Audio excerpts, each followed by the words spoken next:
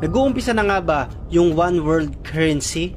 Yung one world currency na sinasabi ng Revelation chapter 13 verse 17 na hindi ka makakabili kung wala kang Mark of the Beast. Ang Mark of the Beast, meron po akong nilabas na video, panoorin po natin at ma-inspire po tayo at matuto tayo sa mga bagay na sinasabi ng Biblia. Gaya nga ng pinag-aaralan natin doon sa one world religion, kung tayo nga ba ay papunta na doon, meron ding one world currency na gagamitin yung isang pera sa buong mundo.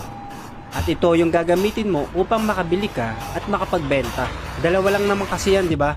Kung hindi ka bibili, ikaw yung magbebenta. Revelation chapter 13 verse 17, at ang sino mang ayaw magpatatak ng pangalan o numero ng unang halimaw ay hindi maaaring bumili o magbenta. Ngayon merong tinatawag na Amazon One na ginagamitan ng literal mismo na palad para makapagbayad ka. At bago ka makapagbayad, kailangan mo